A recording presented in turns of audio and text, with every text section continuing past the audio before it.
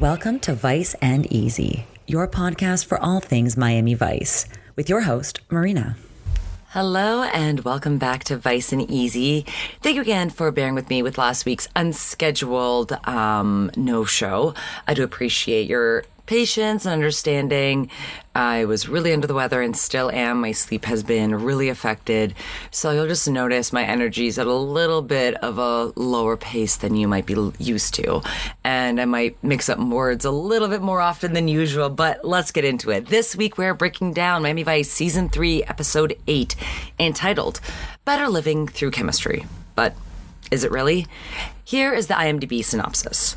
Tubbs' attempt to stop synthetic cocaine of the highest purity from hitting the streets are threatened by his ex-NYPD partner, whose career was destroyed by Tubbs' testimony regarding a confused shooting. And we open up at this huge nightclub with a lot of different themes going on. We got lots of neon. I want to say it's supposed to be kind of like a sexy hip biker bar. We have Born to Be Wild by Steppenwolf playing. We have a guy and a girl riding a motorcycle through the bar, through the dance floor. We have a motorcycle just held up by wires. And we have people of like all different backgrounds dancing, which to be fair is very cool. I kind of like seeing that everybody all brought together. We have a girl, a beautiful model in like a kind of like Mad Max leather getup. It is a lot. And we got some of your favorites. We got Izzy, we got Crockett, we got Tubbs, we got a drug deal about to go down. And they're meeting up with a guy named, I kid you not, Wango Mack. But let's get back to Izzy, because Izzy does bring up a very good point in this next clip. Hello, Miami, man. It's like a cultural renaissance, eh? So Izzy is hanging out with a guy named Henry. They also call him Luna. He is a highly skilled, highly intelligent chemist who is working with Mac to develop this incredibly important for them synthetic cocaine. Because again, if you can get it to be synthetic, get it to be legal on the streets, they can make a ton of money off of this. So this is what they're also trying to make the deal. And it's funny because Crockett and Tubbs are separated in this deal. Burnett, or Crockett, is already sitting down when Tubbs is coming in sunglasses inside at night to make this deal. Definitely go check out the gallery for all these outfits. If I haven't mentioned already, Izzy is in a Batman suit. Yes, exactly what I sound like. You have a ton of sequins. You have a woman who is sitting behind Izzy in one of the pictures, and she's wearing this like goldenrod, orange, yellow long sleeve dress and looks like $1 million. Then the dancers, all this. This nightclub is a whole mismatch of themes and styles. And then we also pan to the DJ, who's up on a podium so we can oversee the entire floor, which I think is super cool. It looks to be like he's right in the middle, so he has kind of like a 360 view. And we see Izzy kind of come up to him, blah, blah, blah. It seems like they're both kind of working for the same guy. They're both obviously associated with this Matt character. I want to say his real name is Rob Nilsson. I'll confirm that later on in the episode. And the DJ's very funny. He tells Izzy to get lost as Izzy's kind of in his ear. And then he recognizes somebody. He recognizes our own Ricardo Tubbs, even though Tubbs is going under with the sunglasses. Once he takes the sunglasses off, the DJ, ruining not only just this deal, but everybody's night, turns the spotlight or the house light on, illuminates Tubbs's face to the entire club, and calls him out for being NYPD's finest. And that's where we cut the cold open. So imagine, like, you're just partying at this club, the music stops, you find out there's an undercover cop in your midst, they're trying to do this deal with this undercover cop. It's kind of just a mood killer all around. Then if you're the undercover cop, you're worried about being killed. So bad times all around. Also, they definitely have to have a lot of bad blood for that to transpire. Not to just, take it outside or meet up with him after the fact, but to shine the light on him at the club and stop the music to basically ruin his cover Whew, we're going to get into that right after the intro when we are back at OCB. Now back at OCB, Tubbs explains that the DJ who blew his cover used to be his partner back in New York. Crockett's also looking great. It's kind of like a mint green teal combo he's got going on. And now back to the story. Tubbs explains that he confessed against his old partner. So basically, a shooting went down. It was a bookie who was involved. It was just kind of a numbers deal. They say like I know what that means. I'm like, does that mean that he was scamming? Because bookies are someone who makes bets. I know that. But explain a little bit more for the lay people here, because I don't really know what caused all this fury, why a shooting would break out. So basically, Tubbs' ex-partner, Clarance Batisse, claimed that the bookie had a gun, but Tubbs didn't see the gun. So when they were talking to internal affairs and all that, Tubbs told them what he saw, which was that he didn't see a gun. He didn't believe that there was a gun on the premises. So, and after that, obviously, he got taken off the force, and he hasn't seen or heard from him in 8 years, and probably also a little surprised to also see him in Miami. Now, Crockett and Tubbs also want to get a little bit more information from our dear friend, Izzy. Izzy, still kind of the same in the best way possible. But I really want to, again, if you're not driving, please go over to the gallery. You can find it in the description notes of every single episode. You can also find it in the link tree on my Instagram. The apartment that Izzy lives in is like a repurposed cave. When I was looking this up, it says that it was the caves of a little restaurant, and that would be super cool. I guess like maybe they repurposed one of the restaurant dining rooms for Izzy's apartment. He's got messages, writing. He has, again, all those 9 different greyhounds we saw him with a few episodes back. And it's just a very hectic house to come into, but it does have a lot of really cool street signs. It's just like a really cool vibe that I really like. Completely changed my lifestyle, man. They keep me up all night. I can't get any sleep. They've learned how to turn on the video equipment. Hey, keep your paws off the video equipment, Fidel. Canseco. I know you are. Question. He named his dog Fidel. Okay, interesting. I don't know how accurate that would be for 1980s Miami for a gentleman of who I assumed fled Cuba, but let's leave that alone. Let's not get into semantics here. Izzy also explains that he was actually hired by Mack to kind of keep his chemist entertained with strippers and dancers and what have you. So it turns out that the chemist has a really bad mental block and he is frustrated. I'm trying to keep this PG. So Izzy is tasked with bringing him and kind of keeping him entertained and trying to basically move past that mental block. So Izzy does mention the word escort service, which is very funny, but it's more that he's the escort for the chemist, for Luna, which I find is very funny. There's an old school computer in the background. Again, the dog's running around. I like how the dogs can know how to turn everything off. And I really like, what an animal lover, not only to just take care of these dogs, to take care of these dogs when you look to maybe be in a 1-bedroom, maybe studio apartment that's also a cave. So very tiny. Again, like always, Crockett and Tubbs are pressing Izzy for a little bit of information. Izzy, again, doesn't really want to have to deal with this. He doesn't want to expose what he knows about Mack, and he doesn't really want to, or maybe he doesn't know really what's going on. He just knows a little bit about the synthetic cocaine, that he's just in charge of the chemist. He's not actually get his hands dirty in anything like that. Crockett reminds him, and then Izzy also makes such a bad point. I was cringing in this next scene. We own you, so you're gonna tell us everything, right? That's right, man. Like a double agent, Alec Lemus, huh? Hey, listen, maybe you can do a favor for me, man. Talk to my parole officer,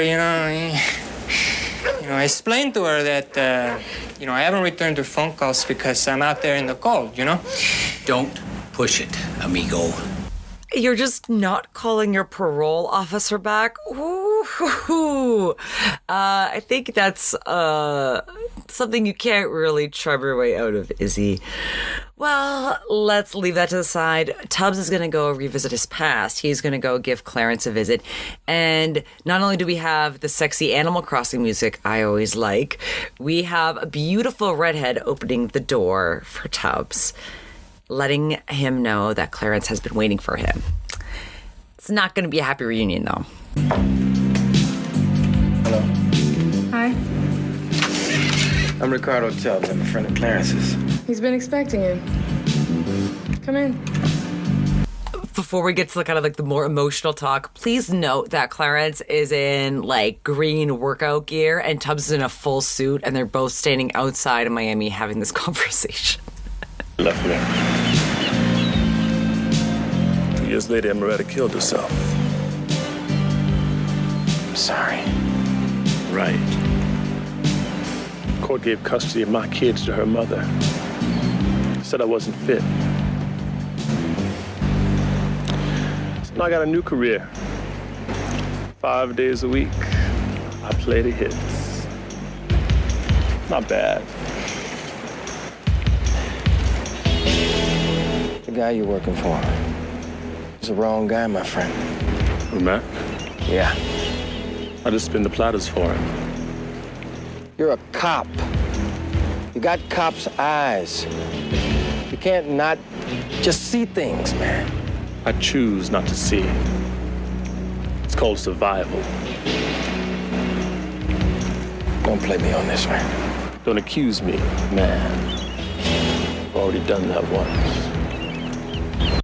Another point that Clarence brought up that I didn't include in the clip just because the clip was very, very, very long altogether, all the scene, is that when Tubbs explains that he didn't see the gun, Clarence said, basically paraphrasing, that if he were in Tubbs' shoes, he would have seen whatever his partner had seen.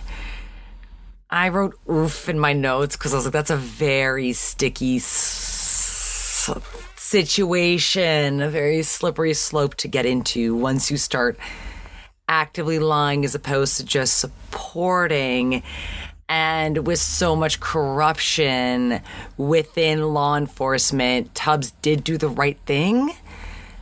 And we will see Tubbs's true colors really shine later on this episode. But right now, we are going on a boat to make a deal. We are going to what I'm assuming, I thought it was a boat. Never mind. I'm looking closer at these photos. It's somewhat adjacent to the nightclub. It's huge, but it's just like these booths. Maybe it's a restaurant. I don't know how many properties this Mac guy has, but clearly he has enough to try and process synthetic cocaine for sale. So he's got money. First of all, his goons. Hired goons? Have amazing style all through this episode. This is not the first or last time I'll mention the style of these goons. For now, I'm just looking at the pink sunglasses inside at night. Also, I'm quite impressed by the general wealth and the technology of this place, because with one click of a button, all the blinds for about 4 different windows that I can see in this GIF that I made just slowly come down in unison. And I understand that technology's been around for a while, but usually awnings are a little bit slow or you have to manually crank it. Like the fact that all of these just dropped at the same time, pretty impressive for 1986. Or just gotta have a lot of money. Now, we are making a deal. We have a gentleman in all purple. Not really royal purple, kind of like more of a pinky note to the purple. I am trying to like accurately put it on the color scale, and I can't really think of the shade. Not lilac, there's a little bit deeper than lilac. And he is very interested in this product and refers to it as such. She is a beautiful lady. What is she, 4 keys at 28 per? Oh, well, now he wants to try this beautiful lady. Already has a free basing pipe with water in it. It's not a crack pipe. I think a crack pipe is just when it's a straight pipe and you just put it at the end. I don't think you have to liquefy it. Who knows? I should know, living and working in Los Angeles for the past decade. I should be knowing my street drugs a little bit better. However, anyway, he takes a sample, smokes some, and then develops this crazy, insane headache, grabs his face in pain, falls on the floor, dies instantly from this synthetic cocaine. Sonny, again, undercover, just looks away. And it's such a cold scene that nobody cares. Nobody cares that this guy died. And it's just kind of, back to the drawing board. Okay, let's maybe reduce the potency a little bit. But it's kind of just a footnote. Not even. Well, we learn a little bit more about the synthetic cocaine. Tubbs is going to the lab, talking to one of the head scientists who's testing the cocaine, I guess from a sample that he was able to pilfer. Maybe Sonny was able to pilfer. Did not pay attention to that part. She agrees that not only is it really potent, it is really dangerous for a plethora of reasons in this next clip. Left-handed isomer. Stuff's potent. Yeah, we know. Crockett watched the guy bounce off the floor with it. This mixer they've got is good. He's closer than anyone I've seen to synthesizing the molecule. I think they guinea-pigged your buyer. He's got an ecgonine-type compound here, 100 times more potent than cocaine.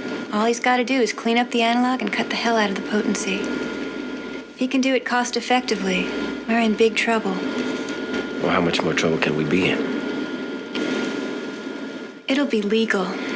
Ooh, all right. So things are about to get very interesting. We go back to Mack's office, because again, we can see with all like the motorcycle paraphernalia and the goons. Now, Izzy is acting as a intermediary or as a translator or interpreter, more translator. And basically for this gentleman, last name Sangres, who wants to partner up with Mack. He wants to really export the synthetic cocaine to the Latin American market. He wants to expand the business, and he thinks that they would work really well together. However, Mack decidedly does not agree. Tell him I'm not interested in partners. Sí, partner. Sangres, escúcheme. El americano dice que no quiere partners. ¿Cómo que no quiere partner? ¿Qué pasa? Especially partners. You can't speak English. English, ¿qué dice mi English? Senor Mack, Tell him. Yep, that was Mack spitting into his hand. Él dice que nada. Que nada. Que nada. Que nada. Que nada, ¿eh? ¿Está bien? Así como es la cosa. Dile que se va a ver con esa madre, la madre y la abuela también. Que nada, ¿eh? Vamos, Torito. Que nada, ¿eh? ¿Está bien? Obviously leaves super pissed, super offended. There is a great screenshot I was able to grab of Mack rolling his eyes up. Oh, I was like, oh, mood. That's what I've been feeling like all this week. So although I'm sure that Sangres was able to determine that what Mack said was not what Izzy translated for him, and Izzy really didn't want to obviously translate the rhetoric that Mack was using, understandably. So this is definitely going to come back around, because naturally he's leaving extremely pissed and extremely offended when our boy Clarance Batisse walks in and he asks for about $500 in petty cash to get a few more tapes for the club. Then he's able to kind of like overhear this conversation. So basically he comes right before Sangres is leaving, kind of like spouting all that stuff off about his mom and his grandma. Then it is funny. Mack's like, what did he say? And Izzy just kind of has to explain it, like, oh, he said, a lot of derogatory things, maybe about some women in your life, mothers. And so now that Clarence has overheard like a little bit more of what's going on, he makes a call to an unknown person, basically telling Sangres, the guy that Mack kind of told to F himself and was pretty racist towards. He makes a call saying that he can take the chemist at the club that night at 11 p.m. sharp. I'm going to play this call because I really like the transition. Sangres. He can take away Mack's chemist tonight. 11 o'clock, sharp at the club.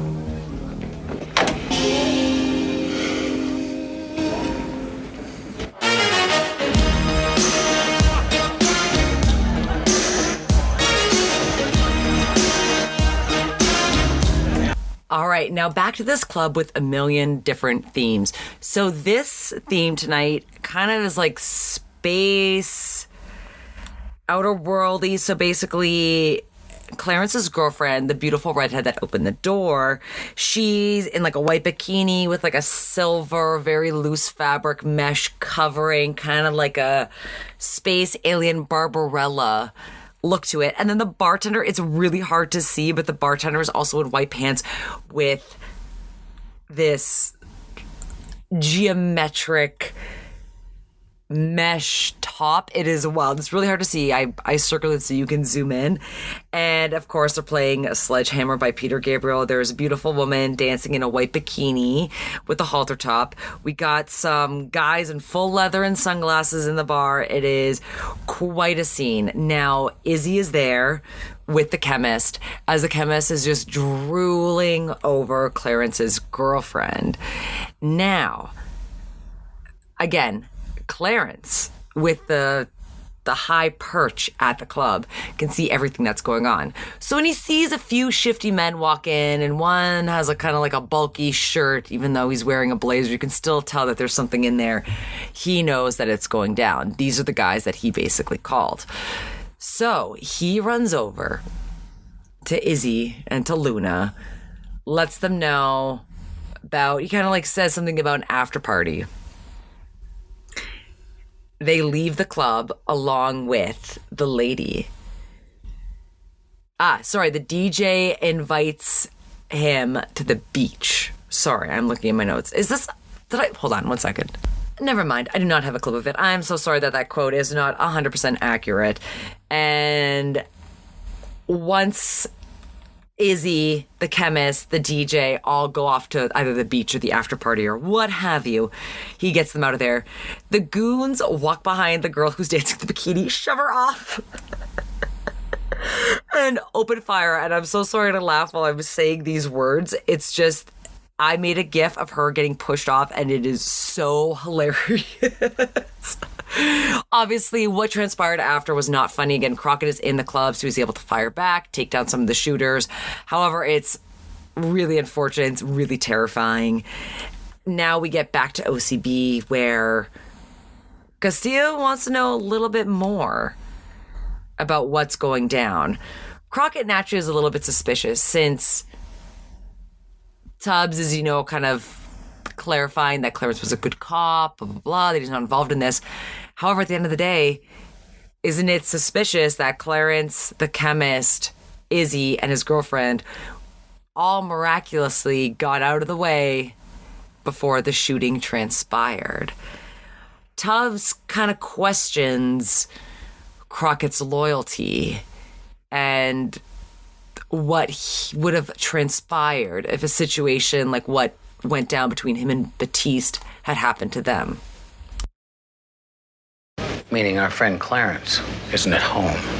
And I'm wondering how he, his girlfriend, and Izzy were able to waltz out of a 300-round per minute firefight. For that, you got him tried and convicted? No, sir. But I'm also not going to bend over backwards with misplaced guilt trying to protect him either. He was my partner, Sonny. If it were me, how straight would you be standing?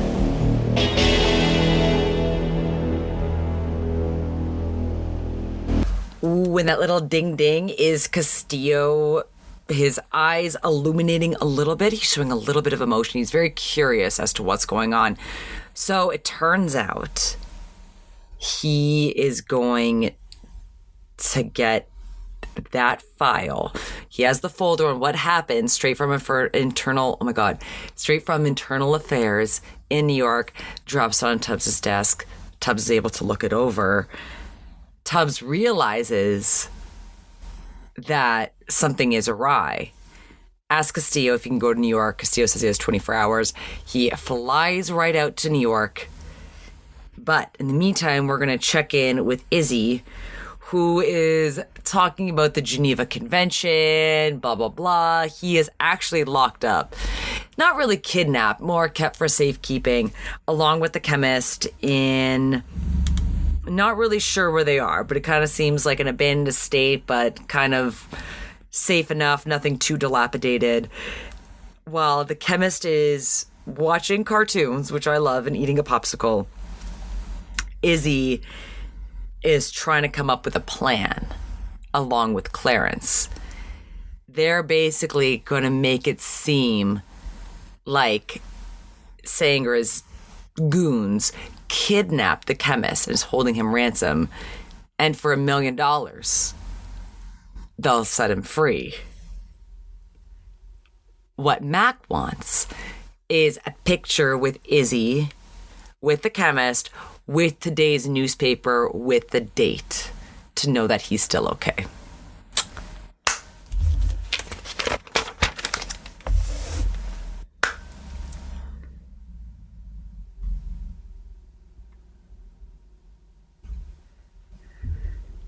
Now Tubbs is in New York. He has a chance to meet with the guy, the bookie that was involved with the case, with the shooting that led to Clarence being fired or being let go from the force.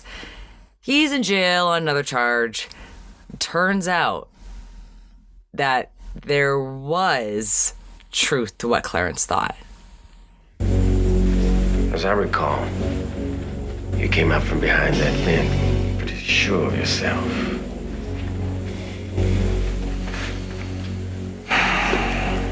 You carry any weight on my stay? I'm not gonna lie to you, Lucas. I know you're in here on some unrelated charges, but I got some favors owed me. I might be able to help. Yeah. So how about it? Your buddy have a gun?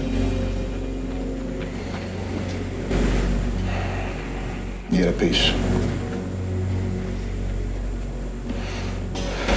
I hit the air conditioning vent.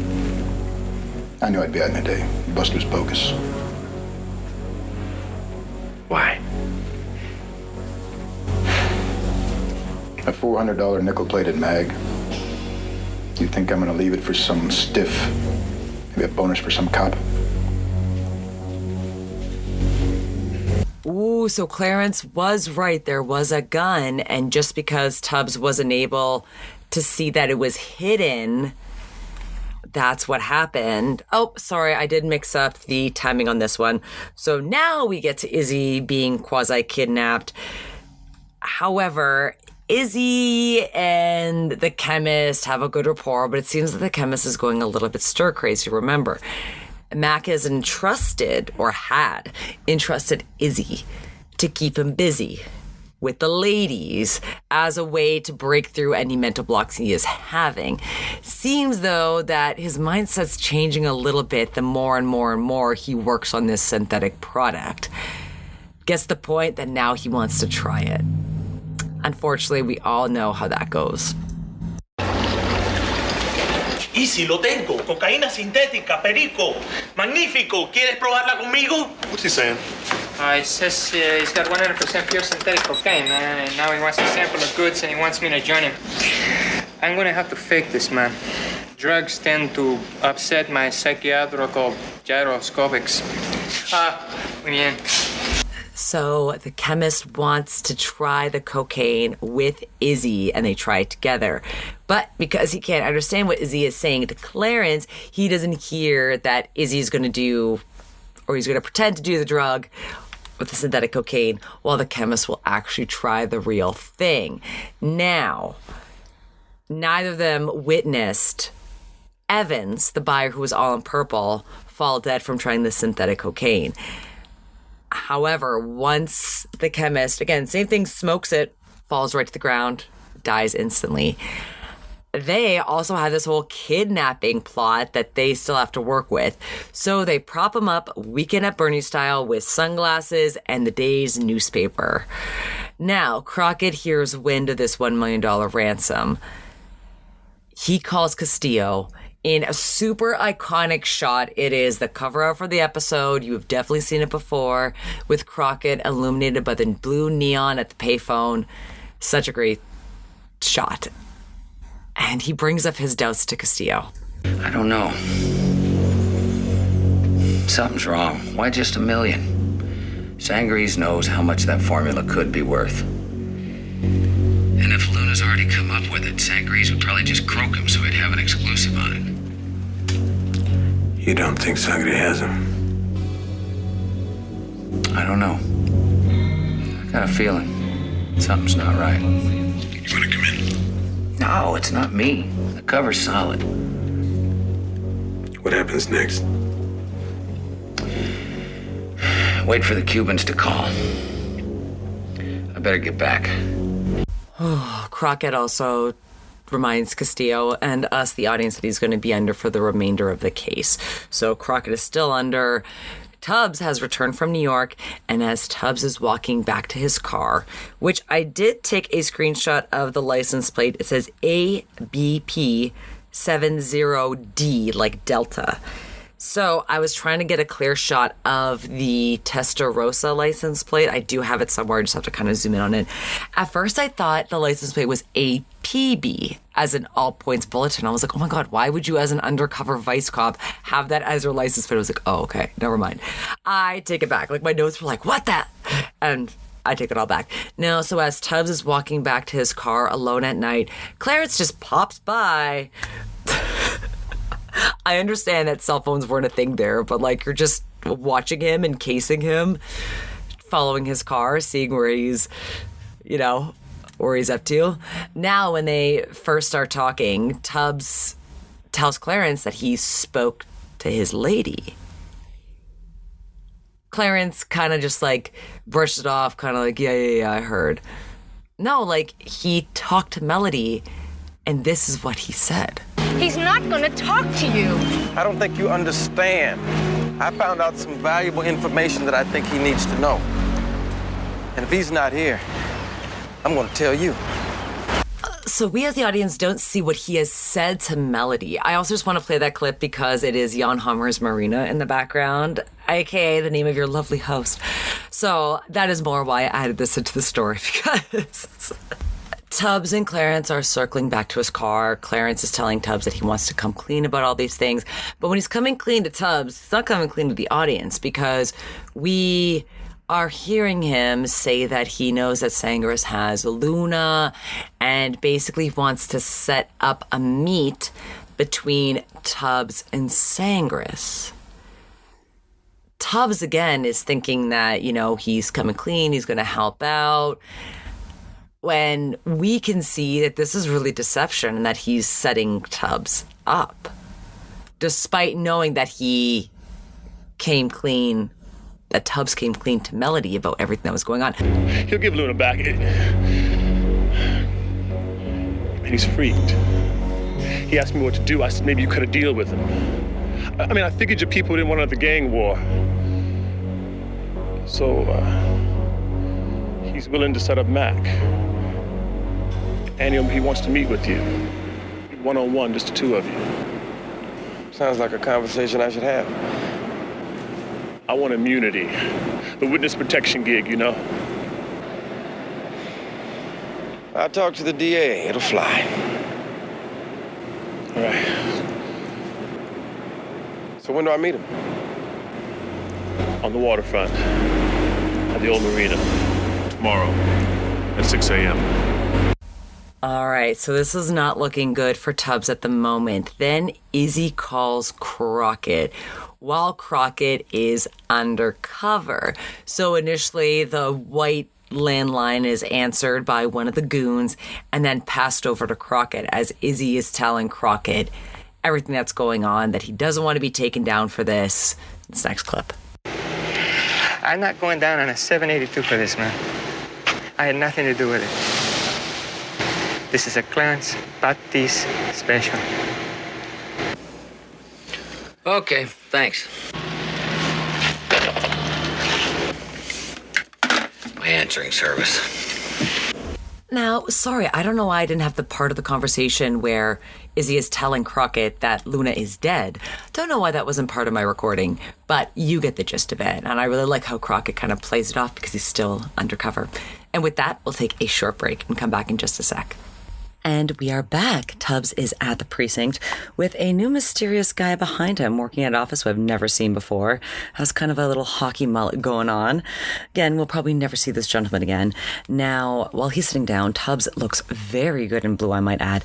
Castillo tells him that they're going to open up the case. The one regarding the NYPD, the internal affairs case, and, hopefully try to reinstate Clarance Batisse back.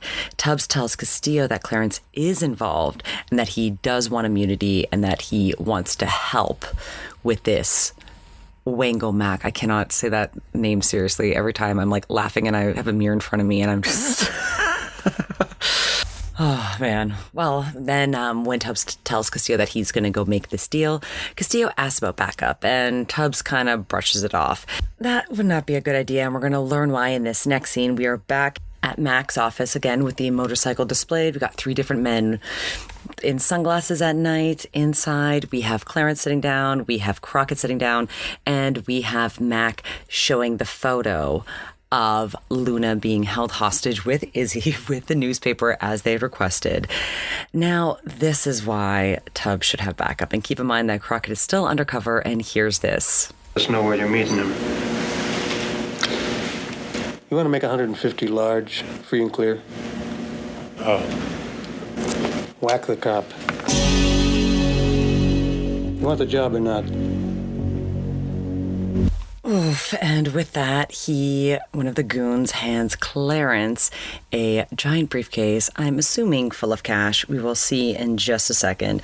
And the way that the camera pans to Crockett when he hears whack the cop, Crockett raises his eyebrows, but again, he has to seem very composed, still undercover. Also looking great with a pink undershirt, by the way. Now, Clarence is back home, and his girlfriend, Melody, the one who Tubbs has told everything to because he wasn't able to get a hold of Clarence, comes in when he gets home. And Clarence explains what's going down. Home free. $1 million and sweet revenge all in one night. Oh, Lord. And so with that, she's obviously concerned about Tubbs, knowing how Tubbs has actually been on Clarence's side, knowing more details about the case. She explains to Clarence what's going on. He went to New York and he talked to the other guy. There was a gun. He hid it in the alley. I thought it was the AC vent. He admitted it. Cop to the whole thing. Tubbs went to the chief of detectives. He thinks maybe you can get reinstated with back pay and everything. He's waiting for a call from New York. Clarence, what have you done? Nothing that I can't fix. One thing, the continuity that I mentioned, the alleyway that she says, maybe just, it's a broken telephone. Like he says the AC vent, she misinterprets it or she misremembers. Also, it kind of reminds me of Wayne's World when Chris Farley, as the driver, knows way too many details and just gives this whole spiel to Wayne. It's wow, how fortuitous in that moment that you were able to get all this information that is actually very beneficial to me. But I like it. She's like a conduit and she's super cool. Her name is Shanti Owens, but in this she is credited as her original name, but there's a little bit of a cool backstory with her in the Vice Tea that I've added as well to the links. So they are going to go make this deal. We see Zito and Switek are staking out this meet. Clarence and Tubbs meet, and Clarence explains that this is a setup and that he was going to take him out. And as soon as he pulls out the gun, now Clarence pulls out the gun to make it look like it's a setup, Crockett busts out from behind the rock, declares himself as police, and that's when this whole shootout starts between Mack's guys, Clarence, Crockett, and again, Tubbs is luckily saved by Clarence. Clarence is able to pull him down. There's a really great gif of Clarence pulling Tubbs down behind the car to protect him, and I think it's a very sweet scene, and Crockett's obviously really pissed. And when he comes up to Clarence after the whole shootout's occurred, is about to arrest him, Tubbs kind of talks him down and explains that Clarence saved his life. Me. Where's Luna's body? What? Where's Luna's body? The warehouse. I saw a way to get the money and pay back. I hated you so much. And then after Melody told me what you'd done, I realized the problem wasn't with you, it was with me. What made you do it? The Clarance Batisse that I knew couldn't even conceive of kidnapping somebody. Clarance Batisse you knew died 8 years ago. I don't think so. I think there's plenty more on the inside. We won't need the cuffs. This man was a police officer. Ride with me. Oh, I think that's a really nice ending, and I really understand that Tubbs is so full of forgiveness that he's able to overlook this, and it might seem extreme, but you also have to just understand from Clarence's perspective. His ex-wife killed herself. He lost custody of his children. His whole life imploded when he wasn't actually doing anything bad. And it was unfortunately just a misunderstanding between two partners. And they were both able to make things right. And I think that's actually a really great ending to the episode. Unfortunately, we haven't had a lot of great endings to season 3 episodes. So I just thought this was a really nice way to end the episode with. And now with that, let's break it down. So the Vice tea for this episode is actually pretty light. I couldn't really find anything too scandalous. Victor Love, who played Clarance Batisse, looked so familiar to me, but I was looking through his IMDb, I was looking on the Wikipedia, couldn't really see anything scandalous, maybe just because he's so handsome, but nothing scandalous I could find. Rob Nilsson had actually a very cool backstory with how he was really involved with theater and filmmaking in San Francisco. And then when I got to Shanti Owen, she was the redhead.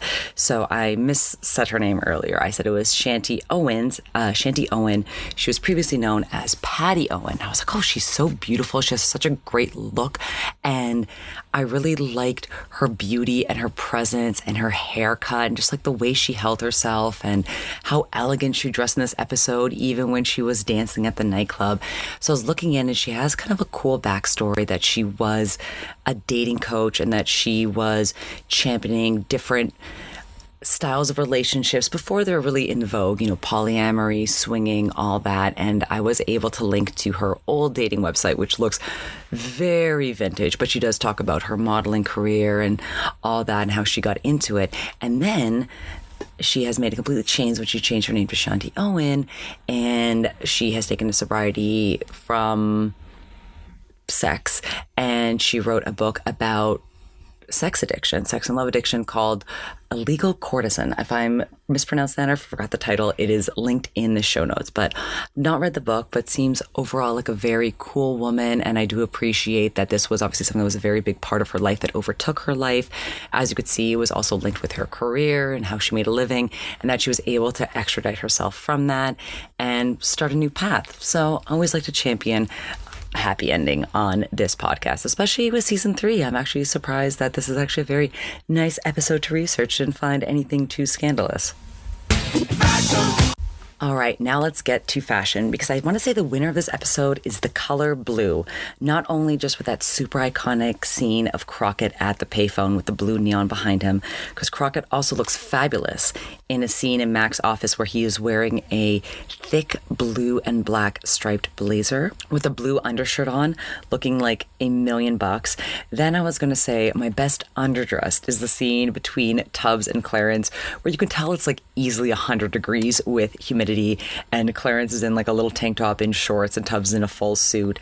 And I really also like the blue skirt that Melody was wearing when she was talking to Tubbs on the beach. Then obviously she's going to be kind of my favorite this episode because I also love her Space Girl Barbarella outfit. I just love like the sleeves, the mesh, and the white bikini underneath. Then a wild card. This is where we get a little bit more fun. I've already spoken about the guys in the club with the sunglasses and the leather, unzipped, naturally just sitting at the club, kind of keeping an eye, obviously hired goons. Then Izzy with a Batman suit definitely takes the cake. And then just everybody at the club, like all the gifts I have of the people dancing and the gold sequin dresses and the woman I mentioned with that kind of like goldenrod long sleeve dress. Like, such a fabulous episode. Now music. They had some great songs in this episode. Also, today I learned the artist behind the song, the Tequila song, they're called the Champs. I did not know that. Like, obviously, we opened the episode with Born to Be Wild by Steppenwolf, and you would think that as a Canadian band, they'd be my favorite. But how can you deny Sledgehammer, especially after that segue with like the Jan Hammer kind of fake Sledgehammer notes into the actual song at the nightclub? As much as I love the Tequila song and Born to Be Wild, I have to go with Sledgehammer as my number one song. And as we wrap up this episode, I just want to thank you all for liking, subscribing, for listening, for telling your friends. You can find everything about Vice and Easy online. You can find me on social media on TikTok and Instagram at Vice and Easy Podcast. You can find me wherever you get your podcasts, Spotify, Apple, Stitcher, what have you. You can also find us on YouTube by us, me, Marina, your host. Also, this episode featured Marina by Jan Hammer, and as much as I make fun of Rico's Blues, the Animal Crossing song, that was the other Jan Hammer song, but obviously, naturally, Marina is going to be my favorite Jan Hammer song of the episode. I'm going to leave you with my favorite quote, and I look forward to seeing you next week for another episode of Vice and Easy. She is a beautiful lady. What is she, 4 keys at 28 per? Oh my God, how could I forget the second part of this clip as a Canadian? 12 a pound, Mr. Evans. You see, we're Americans. We don't believe in the metric system. I love it. I miss the metric system a lot. And even though I've been here for 9 years, still ask me what the difference between a quart and a liter is. I know it has to do with cups and all that. And I know what a pint is, 16 ounces. And I know what a liter and a stein are, 32 ounces. Aside from that, metric system all the way, baby. Again, thank you so much for listening, for subscribing, for telling your friends, and for supporting me, Marina, your host of the Vice and Easy podcast. Hey, man, Miami Vice is #1 new show.